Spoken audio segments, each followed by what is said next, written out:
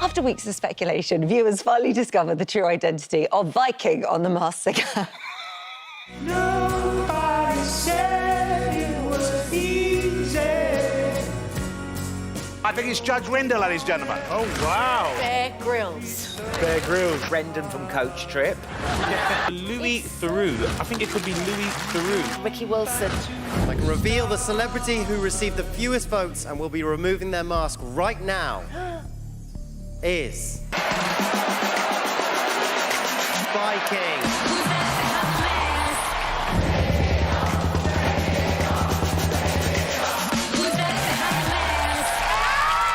It's Morten Harket, lead singer of a-ha! It was, of course, the lead singer of a-ha, Morten Harket, who is joining us live from Norway. Good morning. Good morning. Good morning. Nice to see you. Funnily enough, this isn't a show that you would usually watch, let alone go on. That's certainly true. So what happened? I needed to get out of my comfort zone, and this was a good way of doing that. Yeah, well, I mean, the thing is, the best bit about this whole show is the guessing that goes on. So when you're inside that costume and kind of listening to them all making these random guesses about who you could be, especially when you gave possibly one of the biggest clues ever for a celebrity inside the mask, which was to sing your own song. It worked well. It was the one thing that you're not doing. So the idea was that was going to throw them further off. Well, it was ridiculous, really, because, I mean, you sing Take On Me in front of the judges, and then they still don't know who it is. So how does that feel when you're there in the mask, watching them get it so wrong? I don't know what to say. I mean, I thought it was blatantly obvious before then that it was me. Well, you do have such a distinctive voice, so it's amazing that they didn't recognise it. The outfit itself, Viking, incredible. Did you get to choose what you wore, or did you have any input into that? I was offered input, but the whole purpose or the whole point of it for me was to not get involved in that sense. I mean, I needed to let go of control mechanisms. And so letting go of control mechanisms is one thing. Letting go of the style of the way you sing, what you're used to, the equipment when you sing, that's another thing, because that did really change your performance, didn't it? Life inside that Viking helmet made it difficult. Yeah, that on top of the fact that my personal sound system was failing me.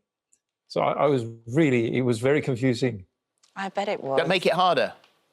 That made it harder, yes. Yeah, wow. It also made it impossible for me to dodge my voice or to play with it in other ways, because I just had no center. Yeah. A lot of celebrities have come out of this and said that actually the hardest bit of the whole show is keeping it a secret from people that you know and love. Because you're in Norway, was that easier, having that sort of distance between you, that not everybody around you was watching the show? I don't know that it was easier because, you know, when I go to London, which I did, there is interest in that, and they normally... I needed to come across the way I normally do by... I mean, the way to tell a lie is to stick to the truth. You know, you have to speak true all the time. You just have to dodge the questions or twist them in a way so that that you can speak truthfully, you know. Sound like an expert. Once you begin lying, once you begin not telling the truth, you're losing it. My mum always used to say, if you're going to lie, lie consistently. Yeah, that's a good tip. You have to be consistent. Your band members spotted you straight away, didn't they? Yeah, like everyone else. So they Except the panel. Spotted the voice. And I suppose that you would have been out on the road, out on tour, working. Yeah. We had to pull the plug on a big tour because of the pandemic, like a lot of my sort of peers have been having to do. The fortunate thing you could say for people like myself is that you would use this period as a hiatus, and means you can write songs and do other things that we would have been doing in off times anyway.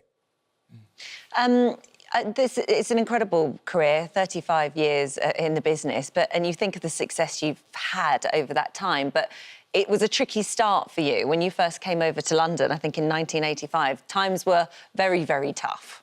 Yeah, 83.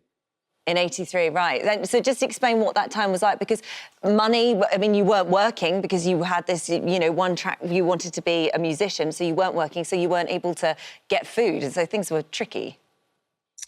Well, it came to a point where we was kind of starving. So that's the only time when we were kind of forced to think about what we were doing, because have another think about what we were doing, because we were getting faint, and I nearly actually passed out on the street. But that was a very short period. But when you're in it, it's where you are, and you don't know where it's going to end. That we played "Take On Me" at the beginning, that iconic video. I remember it. Yes.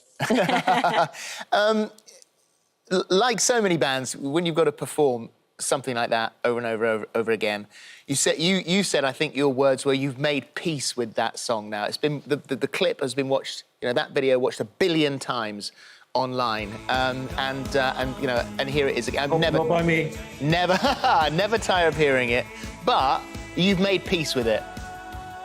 Yeah, yes, because it's all over the place. It's everywhere, and it's expected by people when they see your face. You know? So I think it's the same for all acts, all artists that have a very big hit. It's everywhere around you all the time, and it did take a while to come to terms with it.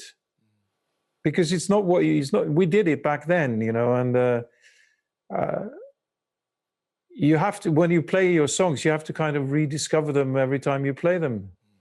Otherwise, it just goes on autopilot, and then you kind of die. Yeah. Well, there were all sorts of other hits, loads of albums. We look forward to whatever you're doing next, when you can get back together. Yeah, I hope that's sooner rather than later. And well done, Morten. Yeah, congratulations. It's lovely to talk to you. Great fun. Thank you. Thank you too.